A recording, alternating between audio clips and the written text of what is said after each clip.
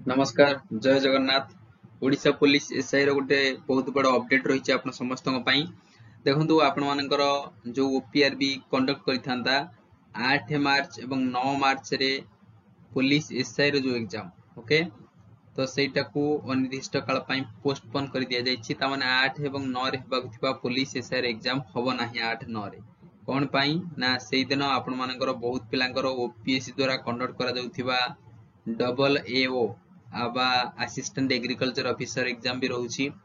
SBI bank PO रो मध्ये exam से दिन रही जाउछि तो ताकू आखि आगर रखी गोटे निर्दिष्ट डेट पुनी दिया जिवो तो चैनल जोड़ी होंतु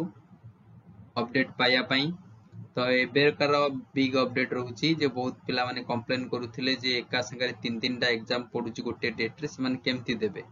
तो निश्चित भाबरे आशाई प्रार्थी माने गोटे एग्जाम देले आइ दुईटा एग्जाम रो वंचित हेबे ताकू आखि आगे रखी बोर्ड तरफ एटा सूचना दिया जायछि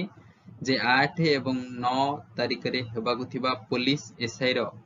एग्जाम पोस्टपोन कर दिया गला ओके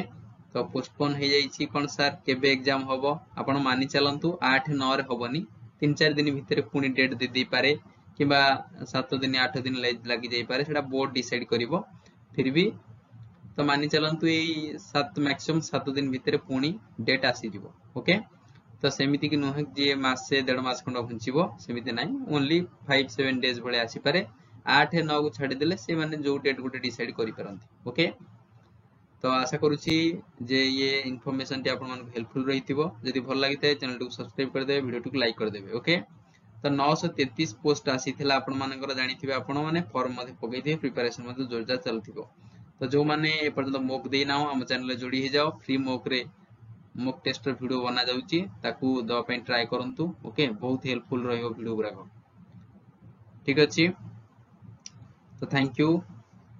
जय जगन्नाथ।